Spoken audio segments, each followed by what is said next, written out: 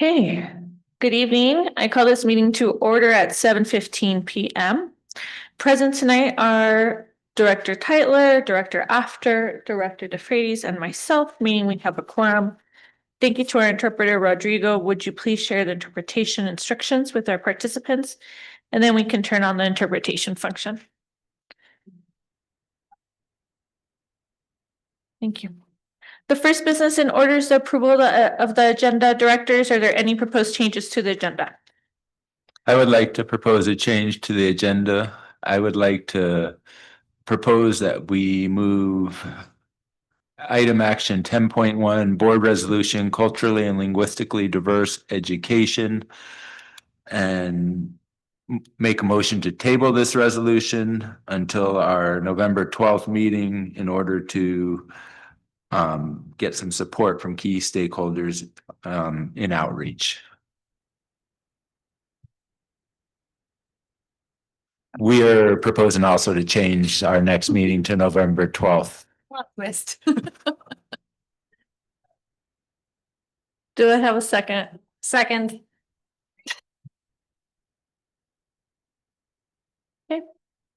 All in favor say aye. Aye. Motion passes. Our next agenda item is our opening celebrations and updates by our superintendent, Dr. Anna Cole. All right, just a couple this week. Want to celebrate aligned to strategic priority number 4, student-centered partnerships, that it is parent-teacher conference week. Those started last week, are moving into this week. I know there's many happening right now. Friday is a dedicated no students day that we really allocate that time so that staff can meet with parents. So big thanks to the staff, students, and especially the families who are making time for these meaningful conversations. And they're actually the subject of the superintendent report. So I'll talk more about parent-teacher conferences later.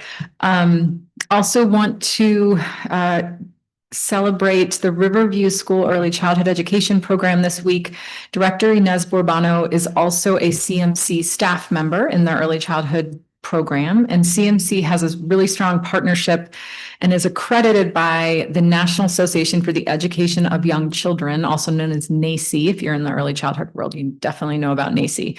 So NACCE was here accrediting CMC this week and came to visit the Riverview School Early Childhood Program because of all our partnerships with CMC and their teacher education programs. We partner with CMC with staff throughout our early childhood programs, but because Inez is on staff at CMC, they came to her center. It was really wonderful to have this national organization really see our early childhood programs, see the way we partner with CMC. NACCE's purpose, it's a national organization that promotes high quality early learning for children from birth to age 8. They connect early childhood practice, policy, and research to advocate for early learning programs and professionals. So really want to celebrate Director Borbano, her very professional staff who did a phenomenal job showing off their programs and their rooms, the entire Riverview team, and then our CMC partners for hosting an important accreditation visit. It was great to have them come see us. And then finally, I want to celebrate, and this is aligned to strategic priority number 1, students first. I want to celebrate and promote Roaring Fork High School senior Zenobia Todd's capstone project. It's called Renewing Connection, a Wellbeing Summit. It'll be held at the 3rd Street Center on Saturday, November 8th from 10 to 4:30. The summit that is designed and run by Zenobia will include nature, art, meditation workshops, catered lunch, and will culminate in a community roundtable discussion.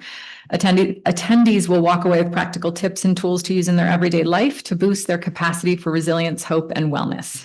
Their goal is to provide a space to cultivate mindful presence, share ideas, and connect with community. It's co-sponsored by the Andy Zanka Youth Empowerment Program at KDNK. Folks can learn more about it on KDNK's website. So we're wishing Zenobia the best on the project, and also want to appreciate all the students, the community mentors, and the high school staff who are right now, many of them really hustling around their capstone projects. So congratulations to Zenobia, and hope that day goes really well. Thank you. Thank you. The next business in order is the superintendent report, including an update presentation on 2 strategic priorities: student-centered partnerships and operational excellence, from Dr. Anna Cole. Each board member will have 2 minutes to share comments or ask questions.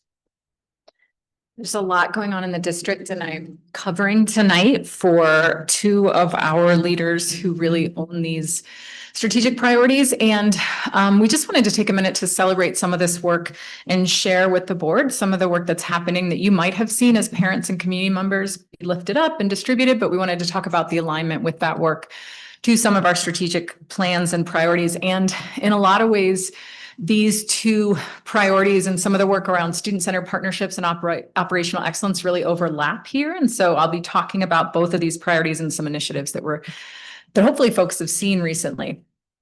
I mentioned this a little bit, but one of the things that we know, and the research shows all the time, we know that partnering with families is essential to student success. And if we drill that down, even though we do a ton of work, and I'm really proud of the work we do at the district with our district accountability advisory councils, our equity advisory council, the students who show up for the superintendent advisory council, all the parent partnerships we have at the district level. What we know from the research is the most important relationship we can cultivate and support with parents is between parents and their child's teacher. And we hear that from parents all the time, that they love some of the leadership and partnership opportunities at their schools and district level. But again and again, we hear from parents, they really just want to know well their children's teachers.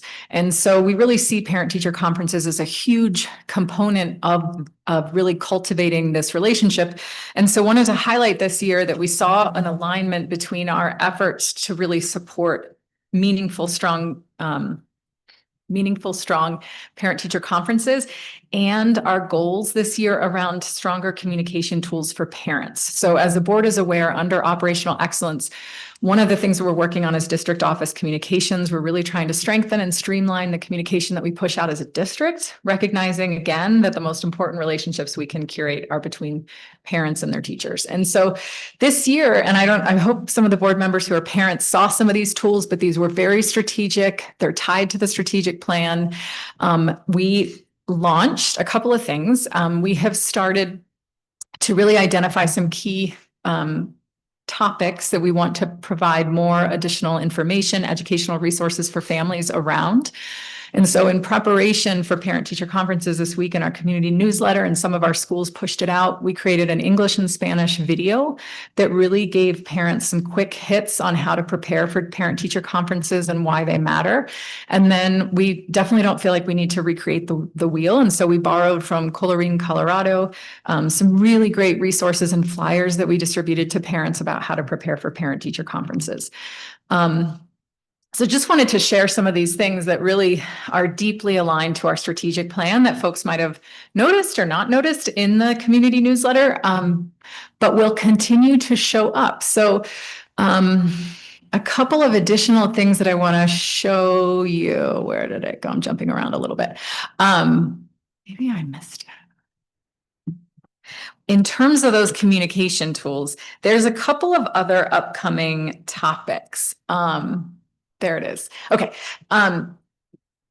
Parent-teacher conferences was really our October topic. And you can see that now we have a family and community editorial calendar. So what's coming in the next couple months where parents can expect more flyers, more resources, more links to helpful websites, more videos, is topics including social emotional learning, supporting student reading skills at home, school safety when we kick into January, and then supporting healthy screen time habits, which will really be moving into February. These emerged from priorities that we heard from school leaders, from teachers, that they really felt that they wanted parents to have more tools and resources. And we also heard from our Family Advisory Council that these are also areas where parents were hungry for more information. So just wanted to draw your attention to that work that's happening under the strategic priority of district communications and is aligned with student-centered partnerships. And then also just want to highlight a couple of other things that are happening related to our strategic priorities and in student-centered partnerships, operational excellence communications. We are consulting with Shayla Groves on the editorial calendar, really trying to strengthen how we share this material. She's helping us develop a more refined social media strategy. And then we're bringing back superintendent coffee talks. We have our last fall coffee talk tomorrow morning at 9 at CC's in Basalt. So would love to have families that would love to chat with me attend. And then also want to let the board be aware that a lot of work around family partnerships, we often talk about making sure that our schools and our staff are aware of best practices and how we support families and how we work with families. So last year, under student-centered partnerships, Kelly Medina and the Family Resource Center really spearheaded developing a toolkit that was really made for Roaring Fork School District staff. It's aligned to the Colorado Department of Education's Family School Community Partnership Framework, but it really details how our teams and programs function. It talks very high level of why parent partnerships matter, and then it gets very granular into kind of action items and checklists of how we want to greet parents at the door, greet them when they're walking through our buildings, how we want to really cultivate and curate those really strong partnerships with families. And what's happening now, in an additional really nice alignment, is we have done some initial training for the staff toolkit to support family partnerships this fall, but we're actually having the equity steering committee that is a really strong muscle for developing professional development. They are working on developing a formal and what will be ongoing training when we get new school leaders around this toolkit. So lots of work happening in supporting partnerships and communication. And of course, there's always a lot of different things happening with us in the way we're partnering with families. So just lifted up some of the topics as our Equity Advisory Council, Family Advisory Council start fleshing out their agendas for the year. Wanted to make sure the board and community knew what we'd be working on. You can see some of the policies, a little bit of a preview. We know the cell phone policy is going to be a hot topic, and a lot of folks have interest in that. So we will make sure Equity Advisory Council is going to tackle the first draft, and then we'll make sure that when we bring it to the board, we have lots of time for school-based parent staff input around that. And you can see some of the other policies that need to be updated by the board, but we want to start with Equity Advisory Council tackling that first. Okay, would love any questions or comments that you have on some of these initiatives. Thank you. Director DeFreitas? Sure. Well, it's timely. I think several board members spent several hours involved in their kids' conferences today, even maybe just me, but started at 2 p.m. at the middle school. Then my 7th grader confidently led us through 7 different classrooms with his Chromebook, sat down, explained what they were doing, showed his work, asked for our questions, got his signatures from teachers, and insisted that I not ask too many questions. So we stayed on track. So that was going to be my appreciation later too, but it ties in so well. It was entirely student centered. And I, I know my kid and how long that would have taken to prep him to be able to own all of that material. And so it's obviously a priority. I also appreciate that, again, the strategic plan is driving this conversation, and that you're checking in with us on it, and that these committees that previous board directors have worked so hard to establish are finding relevant roles. And I hope we continue to lean on them and not that they weren't relevant before, but voices that carry weight in these conversations and help us see them with a different light. That just as a board member sequestered behind this table, I lose sight of. So thank you. That's all I have. Director Tyler? I would just like to say thank you for making sure that conversations are based on family and community and students, and that connection, and how we know what a great role that families play in their children's academics and school success. And so I'm glad that we're focusing on that. And I guess if my question is, if you could just talk a little bit more about what it is we're doing as a school to get parents into the classrooms and get parents to these meetings, and especially parents matching the demographics, which we've in the past had so much trouble trying to have that representation. Yeah, great question. It's, every school does it a little bit different. I think the goals of engagement and partnership, especially that's representative across all of our parent groups, is really important. It ranges. I mean, I think certainly the flexibility that we see in timing, we see schools working with a lot of alternative timelines for parent-teacher conferences.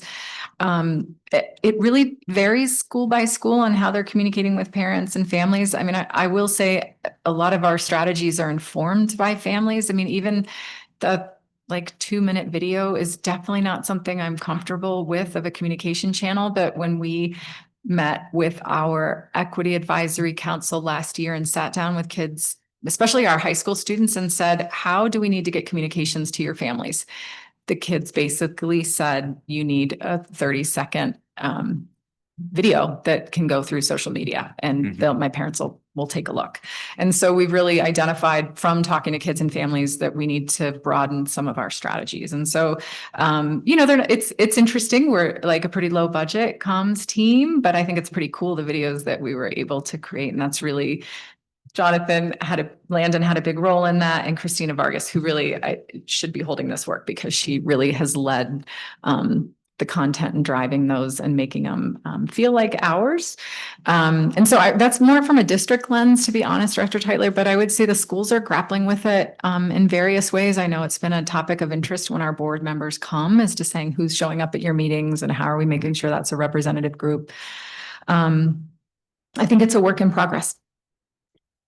Great, thank you. Thanks, Anna. Dr. Cole. I have a question on the slide, the last slide before it says discussion on student-centered partnerships. There's this list here under Family Advisory Council and 2025-26 topics, and then Equity Advisory Council 25-26 topics.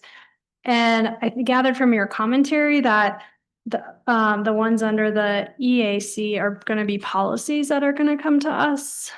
And then, is that right? And then are the ones under Family Advisory Council also going to be policies that come to us? Great question. No. And I'm glad you asked for that distinction. So what's interesting about Family Advisory Council is that team of parents and community members sets their own agenda. Yeah. And the intent is really to provide opportunities for parents to learn about what we're doing and provide input and pushback. And so all 4 of those topics are just things that Family Advisory Council prioritized. At their very first meeting, they went through a protocol to identify interests and concerns, and then really did a kind of a group vote on prioritization. So mostly what those look like in the typical structure for Family Advisory Council is that the first, say, 15 to 20 minutes of those meetings will be a presentation from the appropriate board member, or not board members, district staff on those topics, and then followed by conversation, discussion, questions. Sometimes policies are part of that. For example, part of the school safety presentation, which will be late January, is partial school safety and bullying. And so when we share with parents about bullying practices, we actually always start with the board policy and what y'all have adopted. So policy is part of the conversation and guides it, but it won't immediately result in something that comes to the board. Whereas Equity Advisory Council doesn't always have kind of that complete control over their agenda, because there are certainly, when Jonathan and I and the executive team goes through the policies that we need to update for the year, when we're trying to figure out which ones do we need to get family and community input on, we then identify those and calendar them to make sure that like we can deliberately bring them to Equity Advisory Council. And because we really see that group and the way the board has written policy ADB and the affiliated regulation is that the Equity Advisory Council is supposed to provide input specifically on board policy that relates to kids and parents and schools. So really what's interesting about those agenda topics is the first 3 were policies that we're bringing to the group. And if you recall, and actually Secret Society's gang activity, we had initially planned to bring it to the board last year and received pushback from community partners saying, hey, these revisions didn't go through enough of a robust process. We thought that was a really fair push. So we pulled the policy out and delayed it this year so we could have more process around that policy. And then what's fascinating is, as we were talking about some of these policies and topics with the Equity Advisory Council and kind of saying, are there other things you want to talk about?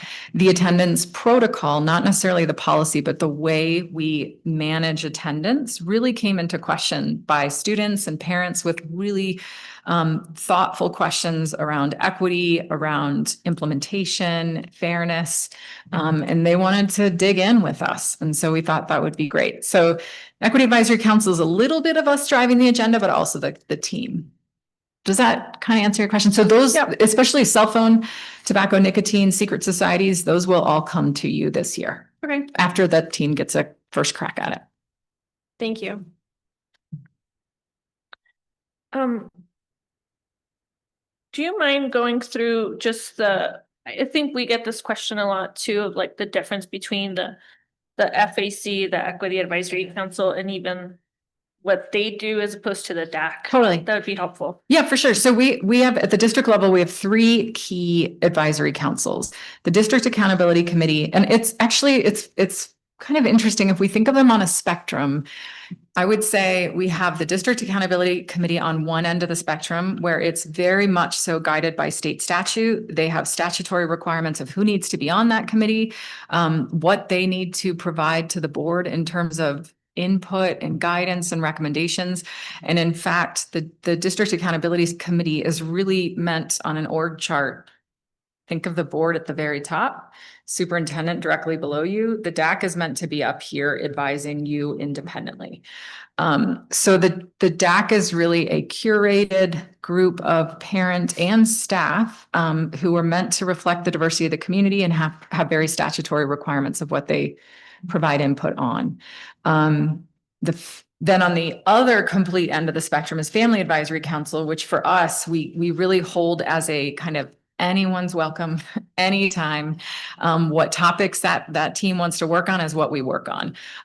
So it is determined by the majority of the group. So it's really who shows up and what's on their minds is what we're going to talk about. And it really has to do with the first meeting of the year is kind of when we set the agenda. We will occasionally bring things to Family Advisory Council for their review or input, communication tools, videos. But it really is, it's important to us that the autonomy over that agenda stays with the council and that we talk about the topics that families want to talk about. And then Equity Advisory Council is not state statute required, like directed, but it is board policy directed. So you have very clearly stated the role of the Equity Advisory Council in policy ADB and its affiliated regulation that talks about what that team should do. They're supposed to be providing input on policies, protocols that have a connection to our commitments to equity, diversity, anti-discrimination, and anti-race and inclusion. And so they're a little bit in the middle where that group is really driven by kind of board policy and then some of the projects that we're working on as a district, and of course, things that are lifted up by that team. Does that help? And I would say the DAC requires a commitment. And it kind of folks are welcome to come and check it out. And then there is a process to kind of officially join and become appointed. Family Advisory Council, anybody can come anytime. We're so excited to have everybody and anyone who wants to join us. Equity Advisory Council is pretty open for the first two meetings. And then we ask people to kind of lock in because we can't, we don't want to retrain people on how to review policy every time. We really need to start getting to it. So those actually even follow kind of a spectrum of all welcome, and then you have to commit, all welcome, and you got to commit to the year. Thank you so much. I did have a question just on the critical partnerships part. I know that that's something that we have had over the last couple of years. Actually, I don't even know how long, but I know that's been such an important part of our programming. Did that number go down? I think it's moved throughout the last couple of years of how many parent mentors are serving. I think it has to do with staffing and parent availability. I think it might have moved a little bit. For some reason in my head, I remember 44 being a number, but that might have been last year. Okay. I guess my question was more so that's not because of us as a district saying it had to be this amount. That's just all our staffing. Not at all. And to be honest, we actually in our kickoff meeting with Valley Settlement Parent Mentors, we were really trying to problem solve barriers to increasing participation for parent mentors. We are eager to support as many parent mentors as would want to serve. Yeah. Agreed. And then on the school-based parent partnerships, I did notice that we put a place of unique to each school. Do we have, I know as board members, from our schools, we're supposed to be receiving some of these invitations, but is there a master calendar that gets shared out or something that, or like, how do we know that schools are having these unique events? It's funny. A lot of times if you're not in the school community, you don't know. And we don't, the schools often have their kind of master calendars, but we have yet to really roll that up at a district level. It's a good question. And I want, it's a good wondering too of like, is there a way for those school-based celebrations or events that are open to the public or open to the Roaring Fork School District community? Is there a way of getting those better optics? Yeah, that's a good question. Yeah. Yeah. I think that's really important. I think every school community, depending on the city, obviously, and depending on the grade level, like they have their own community, but I think it would be really interesting for us to loop back around, even with our strategic plan conversation coming up, of like, how do we support that? Because I do think the school community sometimes coexists and exists so much farther out than just those families momentarily. So, well, and as you're saying that, Director Ramirez, one of my thoughts too is that like I've highlighted a couple things here, and that like the Riverview Preschool Latino Heritage Celebration is very quiet. It's really just for those families, but I would love for our other preschools to come and see it. Do you know what I mean? So there is also the added advantage of our schools seeing what's working and where we are getting strong turnout or engagement, and getting to come and celebrate and learn from each other. Yeah, it's a good question. all right, directors, we will now have 5 minutes for open discussion. Does anyone have any further comments or questions? I would just like to add that I'm super glad that cell phone policy is on the agenda. I think that's super important. Thank you. Thanks. Okay. At this time, we welcome members of the public who have signed up to address the board. There are 0 speakers signed up tonight. The board allots 45 minutes for public comment. To respect the time of all who are present, speakers are to limit their remarks to 3 minutes or less. Since no speakers are signed up, we received 0 written comments. The next business in order is the approval of the consent agenda, which includes routine personnel minutes from our last 2 previous board meetings and policies AED, CBB, CF, and CH. Directors, are there any items that you would like to pull off the consent agenda for a separate discussion and vote? Hearing none, do I have a motion to approve the consent agenda? I move we approve the consent agenda as presented. Do I have a second? I second. Can you please call for a vote? Director After, Aye. Director DeFreitas, Aye. Director Ramirez, Aye. Director Teitler. Aye. Okay. If the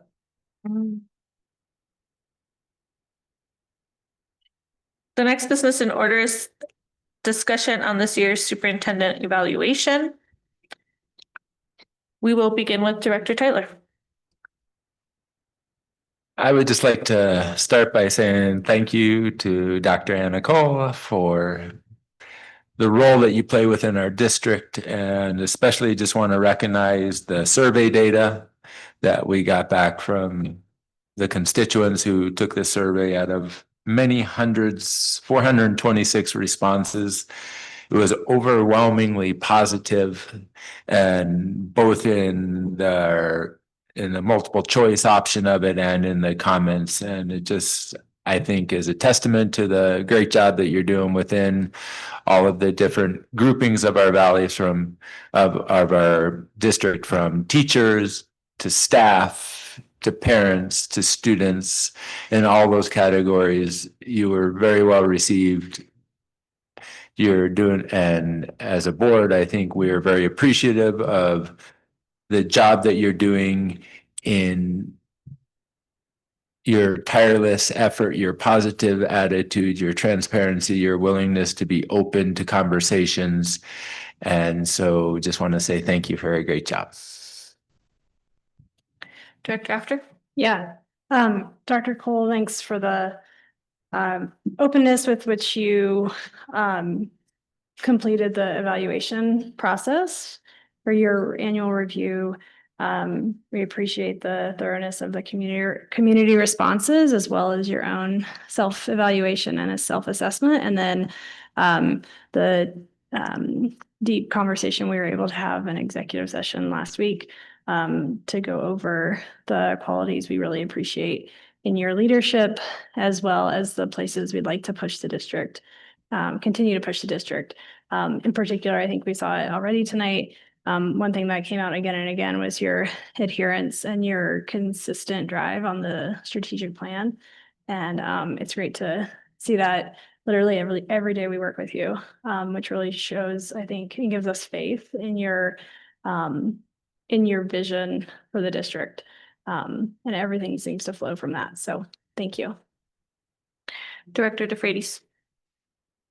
Yeah, I would encourage everyone who is listening or will listen in the near future to pull up the memo attached in our agenda. It does share all the community response data, which is tells a very clear story with almost every category coming in at more than 75%. I agree, positive statements for the work that Dr. Cole is doing in a variety of different categories. And none of us behind this table here have ever had the experience of operational day-to-day leadership for an organization like this school district. And so we get to evaluate you, and our job is to hold you accountable to what we believe is most important, and your willingness to accept that and apply it day after day and challenge yourself is just so appreciated. And what I hope is that so many of the systems and long-term goals that we've set in place, whether it's a strategic plan or upcoming shifts in CLTE programming, or just the consistency with which you show up for our community in the long term, that is what will help all of our students rise to their greatest potential. It's the continuity, the clear-eyed vision of leadership, the willingness to look at where you need to improve. I'm very excited about the direction our district is going with you in a leadership position. Thank you. Thank you, team. I just want to reiterate, some of the points that we've shared, that the survey was available to the entire community between September 16th to the 3rd. There were a total of 426 responses, with the biggest group being 56.3% being parents, followed by 27% identifying as certified employees. I will note that there were fewer responses than we received last year. And yet, I think the accomplishment of the board being able to do this for a 3rd year is really important. I would like to also name that we shifted timeline to move this before December, which is different than we have in the past. And so I appreciate the team's ability and flexibility and the community's flexibility in working with us to be able to execute this summary to our team, to the superintendent, to Christina, everybody who was able to work with us to make sure that this happened and that we were able to get all this information pulled out.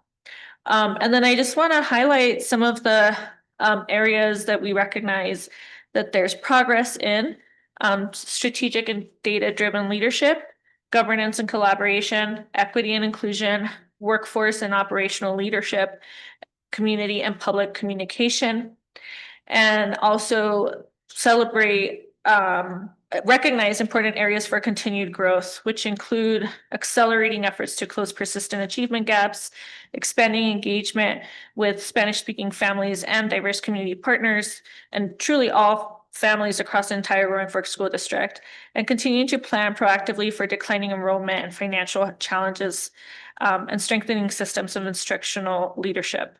I think it's incredibly important to name that this board recognizes how much work and progress has been put in the last couple of years, and how much we have relied on you as a leader, steady, thoughtful, resilient, during even our financial challenge within the last couple of months, although it feels like years.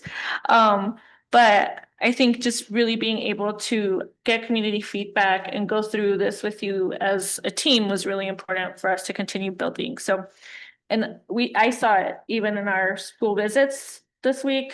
I mean, it has shifted our district to be focused on data. And I have really appreciated that. So thank you, Dr. Cole, and to our team and to our community for making sure that we are consistent with this process. I know we say this, Catherine and I say this all the time, but it is really phenomenal that we are getting consistent with having an evaluation process as a board and for the superintendent to actually move the district forward. So. Okay, I'll open it up for 5 minutes for open discussion.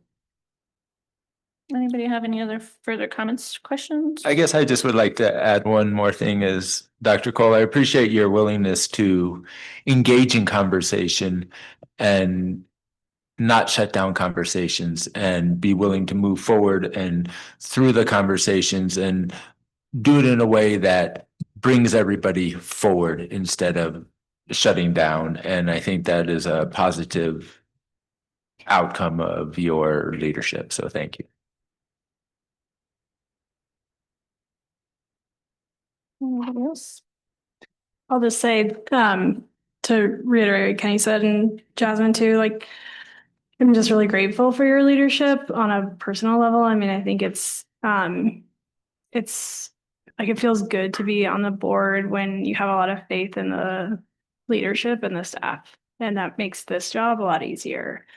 And last year was, well, the timing of this one was a little bit off, or like different. It'll be more consistent going forward. So the time period was mixed, but if I just say last year was a hard year. And so even though this review encompassed a shorter time period, I think it was really clear that you helped lead us through a really tough financial environment. And it could have gone a lot worse.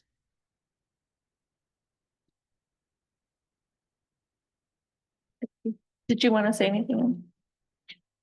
The only thing I would want to say to the community is, I mean, thanks for sure for the folks who jumped in on the survey. It was really helpful. I mean, not just to the evaluation, but even some of the topics that I know we need to dig back into as a community. I would hope the community can recognize how much work is, I don't know that it's possible for folks to actually recognize the hours that the board puts into this work. And I know it's a heavy lift. And I would say the other thing that I think is important to lift up that really emerged in our conversation with the board about this at our last meeting is that I would say that for my perception of this evaluation was that there were no surprises. And especially the areas that are areas for continued growth. I feel that this governance team with the Board of Education, with our leadership team, is incredibly well aligned. That I think that the things that the board has identified as areas for continued growth have been, they're on my list as well. They weren't surprising. I feel like our focus is in the same area. Our goals are very well aligned. And I do think you've all mentioned kind of consistency and clarity. And I think that that's a big piece of the work we do together. So I just want to thank you all for that and just make sure our community knows that too, that this, I think, is a real affirmation of the alignment that this governance team has in the direction for the district. So thank you. It remains a real honor to serve this board in the district. Thank you. Okay, the next business in order is discussion on policies KDDA, KHC, KGA, and JEB. Each board member will have 2 minutes to share comments or ask questions. We will begin with Director After. Great. I'm going to start with the KGA, the corporate partnerships. Just a tactical question. I see that our CO Ben was in the document. Looks like some changes were maybe made today. Is that right? Can you just talk us through what's going on in the document? Because I read it this weekend and now it's looking different. Sure. It was just a delayed revision to some of the things that came out of policy committee. So and I apologize for those, what looks like a real, basically the second half of the policies kind of disappeared. What happened in policy committee was this is not a required by law policy. And so there was some conversation, and Director DeFreitas, please jump in if I misrepresent this, we had some conversation with the board members on policy committee of whether we need to just repeal it entirely. And a lot of the work around corporate partnerships shows up in athletics. And Chief Baumfalk oversees and supports our high school athletic directors. And so he works very closely with that team. They actually felt, and Chief Baumfalk's recommendation was that it would actually is really helpful to have those first two paragraphs in particular for the board to really stamp that corporate partnerships are about sponsorship. It's not about marketing. It really needs to focus on the education and well-being of our students. And our team really wanted the board to stamp that that goal and priority so that then we can navigate offers or good ideas or, and really stamp it against kind of a guiding document. And what we decided in policy committee, and we just hadn't had a chance to update it until today, was that everything else felt very operational and technical and could be moved elsewhere. And so everything that you can see that's going to be struck from the bottom on general principles and process are going to move into a corporate partnership regulation and protocol that we can then adjust as necessary. So it was a matter of really trying to separate out what felt like something we needed or we really hoped and wanted from the board to stamp kind of the overarching vision of where and when corporate partnerships were relevant and appropriate, and that then we could work out the operational details elsewhere. If I could, you'll see that regulation is already live. There's a link in the policy memo, so it's already been moved there. Thank you. Does that make sense? Yeah, that change Okay. makes sense in terms of process. I think my feedback on the policy, I think this is really important to get right because as we enter this, as we are deep in the middle of an uncertain financial future, then corporate partnerships might, whether people want it to or not, become a real important source of revenue for the district, especially for athletics, but it could be for other things as well. And I think it would be, I think it reads a little naive on the last sentence around sponsorship considerations will be for recognition and acknowledgement rather than for commercial advertising, because most corporate sponsors have a commercial advertising budget from whence sponsorships come. So I think this is a well-meaning document. I'd kind of like to look at it with knowing that there's a regulation now attached to it and bring up other questions on second reading, I guess would be the right process. Because I just think if we're doing this now, you might as well get it right. Because I think the district's probably going to need to go ask for money from corporations at some point. Yeah, I think that's super fair. And I think what we could do, because we do need to bring it back for a second read. And if there are specific components and you can get those to us for policy committee through the board tracker, I think would be the most appropriate. Like if there's recommendations or language that you would suggest, I know policy committee would be happy to go back through it. Yeah, like some of my questions from reading it prior are probably more appropriate for the KGKR around how you're valuing the cost of a sponsorship and what a placement on the BHS scoreboard is compared to the placement on a Roaring Fork scoreboard versus, and it's easier to think through that in advance so that you can look at those opportunities with that kind of filter. We would definitely appreciate those comments on this before second read. Okay. Yeah. I'm curious about, I know the school entrance age requirements has been a long time coming and a long discussion. I'm going to not ask questions about it because I feel like my colleagues who have experience in early childhood education will have better questions than me. I would also say if there are things to surface, I think policy committee felt that there were a lot of concerns around this and that we definitely needed to air out some of the components. The memo is significantly shifted from what policy committee initially saw because of some of the pushes that we heard from policy committee on things that felt like they needed to be attended to. So I would say, okay, your questions and concerns are really valuable and we have a limited amount of time. If this is going to pass this year, we really, like, if we determine that we need more time on this, it pushes the change back a year. And so I do think that, and we could come, I don't, when you're ready, but I would say, like, I'm ready to take notes on the components of that proposal that feel unfinished, unclear, needing more attention. Because it's significant. It's a big shift. Okay, I guess I think the early admittance between August 15th and September 30th is a total minefield that is going to cause a lot of headache and process questions for the people making decisions about who gets in early during that window. Seems like a nightmare to constantly be making exceptions. Mm-hmm. So that's one thing. And then I just had a general question from the memo.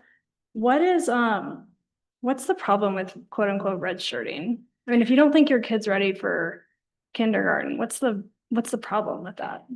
One of the challenges we see right now is that the ability to redshirt your kid, the desire may be universal, but the ability to do it is very dependent upon socioeconomics.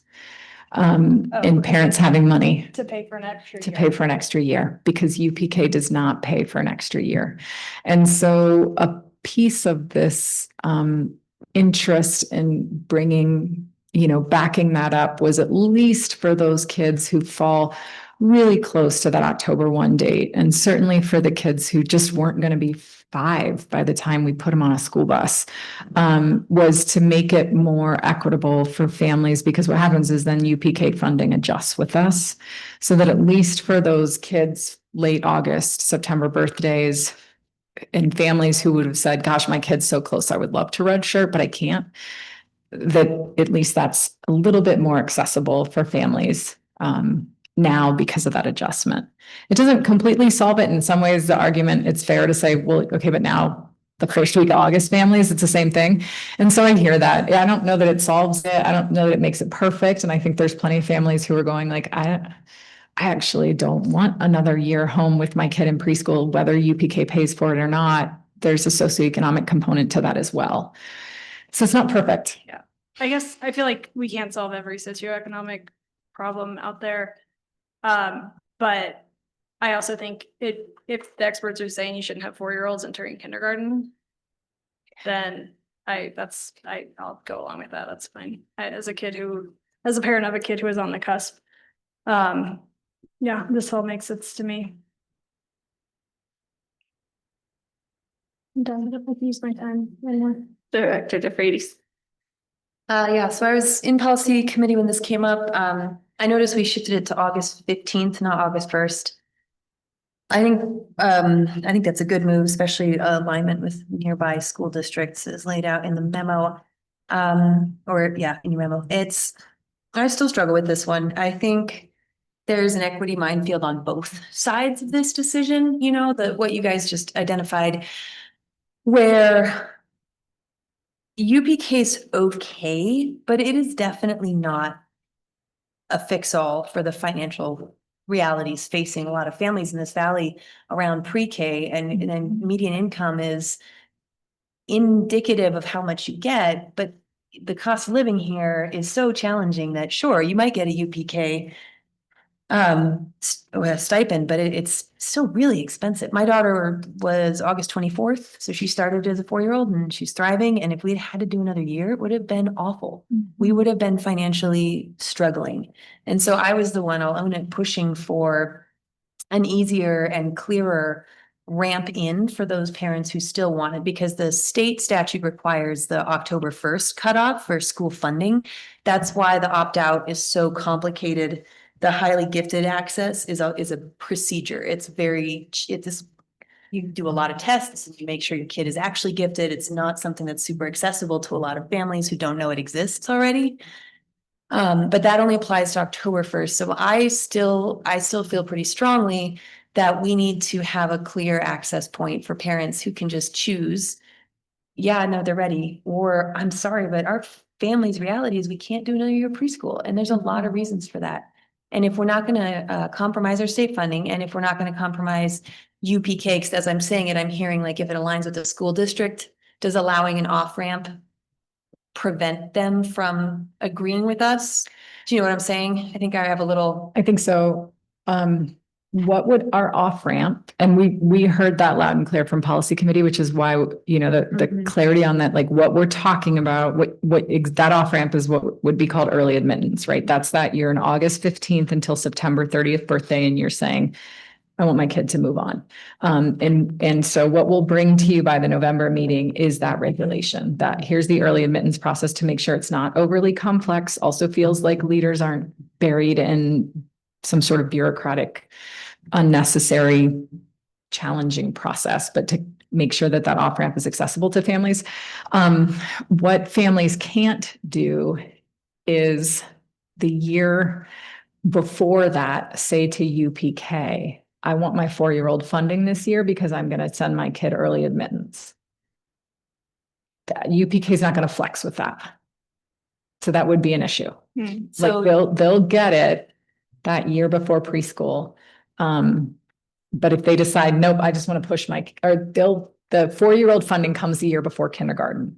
And so, but if a family is saying, this would be, you know, they're with the new adjusted rule saying I have a September 15th birthday, the 26-27 school year would be my year before kindergarten. And they're saying, I actually want to send my kid. They will have not been able to access that year of funding through UPK. Does that make sense? because it'll align with our recommendation. It of aligns August with our 15th. recommendation. So they really tailor it to each district?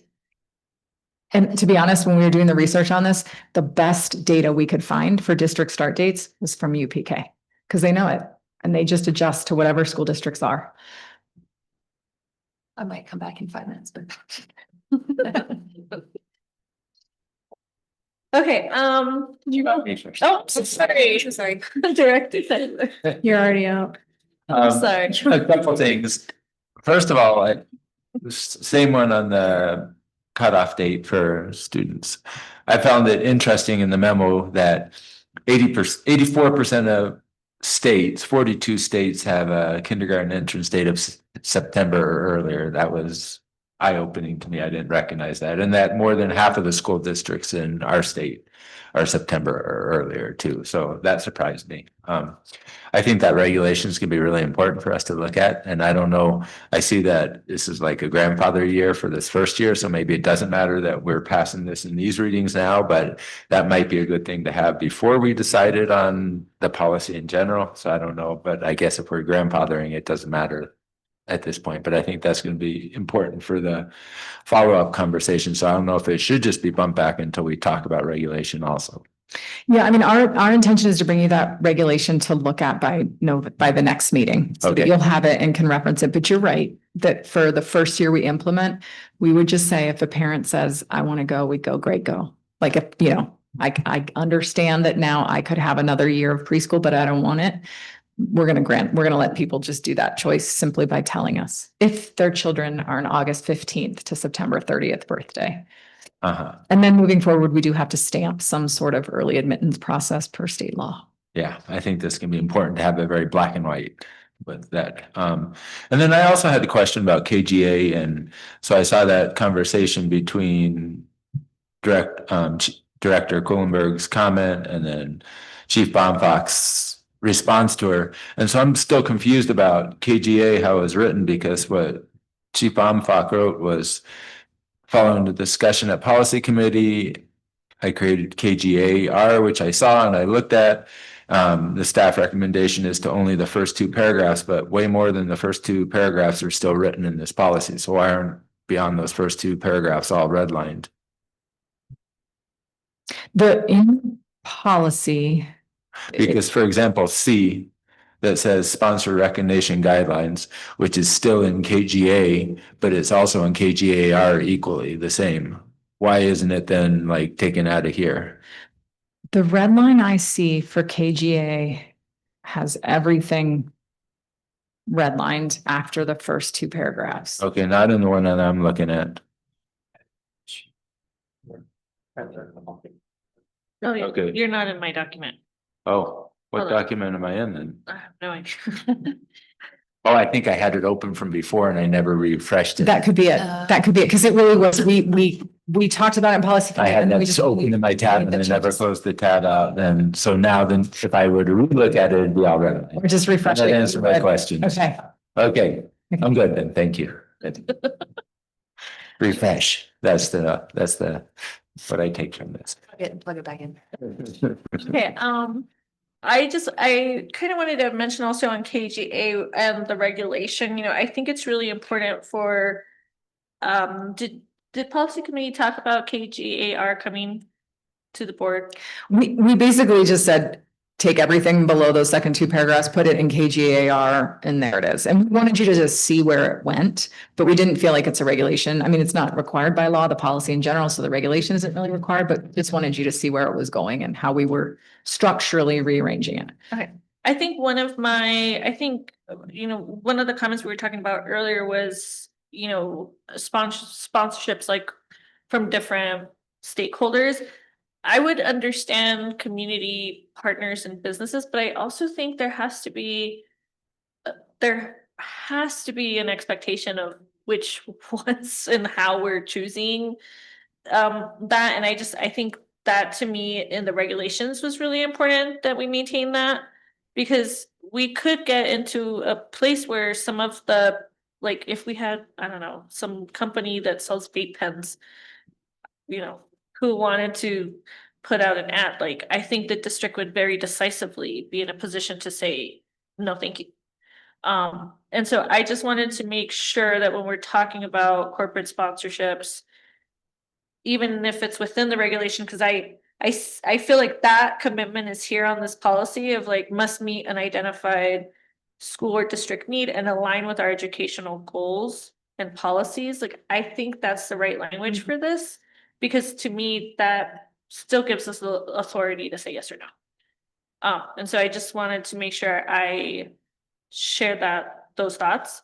I think on JEB, like, I know there's just so much conversation around this. I feel like I heard some of the conversation that you guys had, policy committee. Being that I also serve on the ECLC for the state, I think it's one of those, it's a good thing and a hard thing, right? Because every school district and every community engages with early childhood education so differently. And so I think my push really was going to be for the team to have alignment with providers, to make sure that we're communicating well with public, to make sure that we're communicating well with parents, including like future parents, but also like, I don't know, maybe family planning, just to start making sure that that becomes a norm in our community. And then one comment I did have on JEB that I thought was kind of weird, I'm not sure if you guys did talk about it, but the dates, beginning in the 26-27 school year, and then like, I always feel like a policy has to be able to exist like 10-20 years from now. And so to have those dates to me was a little weird. I'm not sure if you guys I get what you're saying, like actually in the policy itself. yeah, because I feel like that would live more in a memo about the policy as opposed to the policy itself. Agreed. And so those were just some of the flags that I had on the dates. Like, I think the August 15th and September 30th is fine, but also, does that change ever? Because the calendar, yeah.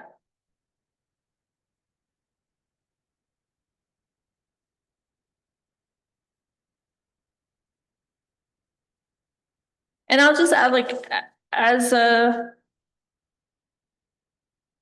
used to be preschool teacher and still love little minds, I think there is more and more conversation around kindergartners being 5 and being ready and being able to, and there are definitely kiddos who are able and have the resources and have the opportunities or are gifted and are able to go into kindergarten earlier. But I do think that there is a push for that statewide. And so I appreciate the team's commitment to like doing the research. I think that's important. I think it's important for us to not just do something because, but to like be research-based. But I also think it's super important for us to make sure that we are, as much as we can, communicating it with partners, families, leaders, ECE leaders, and also to have alignment, because all of us do depend so much on each other. And so I just wanted to make sure I gave the team that push. Yeah, and to be honest, I will say we've been working on this since 2018. And it came before the board chair last year with that same push of like, don't bring it to policy committee unless you have talked to providers, unless you've gotten input from them on what their parents need. And so we did front load Dr. Park and her team had a series of meetings and outreach to local preschool providers to check in with folks and share what are your concerns, questions, and specifically ask the question like, how do we need to communicate this to your families?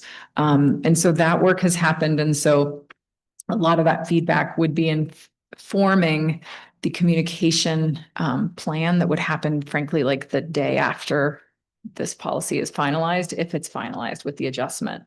And then I would also say the alignment is also really important. And I've been talking with our neighboring superintendents about this. There is absolutely a shared interest in aligning and a shared understanding of the why. Every governance team is going to work at their own pace, but I will tell you from those superintendent conversations, Garfield RE2 Garfield 16 is already there. But in terms of RE2 and Aspen, there's definitely a shared interest in alignment. And again, that why was shared across our superintendents, but I can't speak for their process. I just know that interest is there. Yeah, and I think my push comes from a place of like seeing that initial conversations with leader and wanting you guys to very finally execute the rollout in a way that doesn't cause confusion. Okay. Directors, we will now have 5 minutes for open discussion. Are there any further comments or questions? Yeah, I had a question. Have you guys, I'm sure you have, maybe tell me about how you've explored the implications for headcount, like the predictive work that we do in the spring around how this is going to change? Because does that mean we're going to have a tiny class? Like those bridge years are just going to be smaller? That's a really good question. And we've actually talked about that quite a bit of the economic impacts of this. I mean, eventually there's a catch up, but you do, if we assume that children's birth dates are equally distributed across the calendar year, and the impact of this could potentially be a drop by 1/8 of the population of that little class of whatever, 2039 or something, that would carry with them. And so if you take 1/8 of a kindergarten class across our 5 programs, what's that, what does that do? Kindergarten, what does that do when they move up to first? What does that move up to second? So we've been talking about that. We talked about that with the executive team where we talked about the financial impacts of this. We went back to school leaders. Those numbers directly impact our staffing and really pushed some leaders who have been strong advocates of this shift. You do realize this will result in some impact on your student count. I think that initially we had talked about moving all the way to August 1st and doing it over 2 years. We had talked about maybe 1 year. And I think some of these conversations about economics and the impact shifted to that. And frankly, also just alignment with knowing that 16 was already at August 15th and then not really wanting kids 5 just before school starts. And then on August 15th, the other thing that we're anticipating is that for the families that we're planning to enter, the kids who would be impacted next year with the grandfather in,